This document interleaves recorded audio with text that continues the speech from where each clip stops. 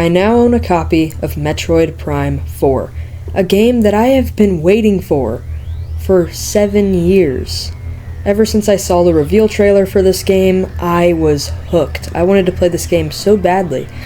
They released Metroid Dread, and I was like, it's great, but where's Prime 4? And it's been a month since its release, and I now own it. So I'm going to go over the pros and the cons in this review. This is my review of Metroid Prime 4. Let's start with the pros. First pro is the music.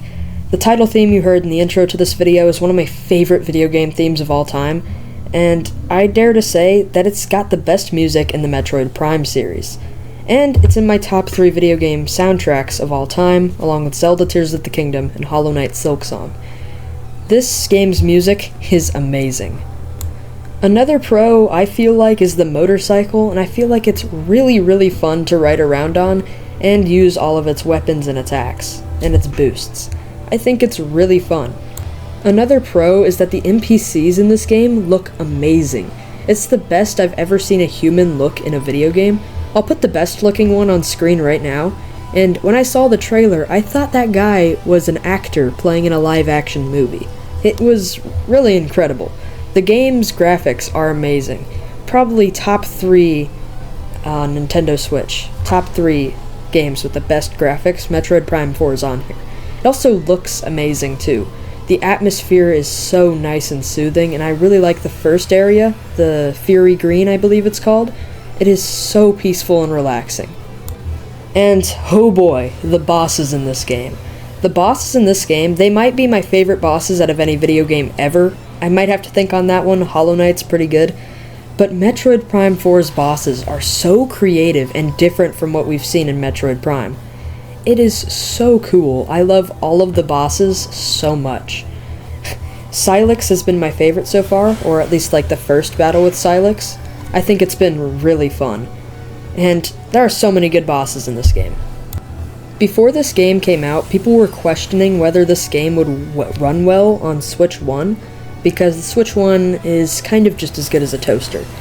But as a Switch 1 user, I will say, this runs fine. It's bearable. It's great. It's definitely playable. And I'm sure it runs a lot better and the loading screens are a lot quicker on Switch 2. But to be honest, if you're a Switch 1 user, this game is still available for Switch 1, and it still looks and feels amazing. So we've gone over the many pros, but now I think it's time to go into the few cons of this game. A few mistakes that I think Nintendo made with this game. Honorable mention, this guy. He's super helpful, but he's also the most annoying character Nintendo has ever made. Think about the most annoying Mario character, maybe like Toad, and multiply it times 10, you get this guy. Anyways, let's get into the actual cons.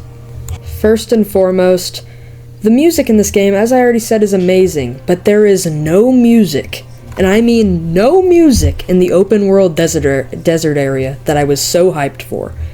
This is ridiculous. Do you know how you unlock the music? It's behind a $30 paywall being an amiibo. You have to buy the Viola amiibo to be able to access music in a video game. Yes, it's good marketing for Nintendo, and if people are true fans, or not true fans, but die-hard Metroid fans, people are gonna buy it. It's pretty unfortunate, actually. It's not the worst part about the game, but like, it felt a little scummy. And another part of the game that I don't really enjoy is its linearity. It's very linear, which doesn't really make any sense, because most of these games, most Metroid games, are Metroidvanias, which are the opposite of linear most of the time. And you might say, well, Neptune, there's an open world area. What do you mean linear? Well, guess what? That open world is super bland. It doesn't even have any music unless you want to pay $30. It's not like there's that much. I thought most of the game was going to be in the desert, or at least a ton of things you needed to 100%. But no, I was going to do streams on the desert area, but fortunately, no, I won't, because it's pretty bland.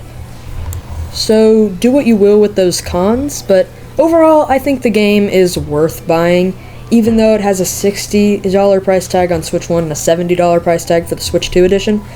But it is still a good game at heart, and Nintendo tried their best. It might not be as good as the other Metroid Prime games, but that shouldn't stop you from trying it out.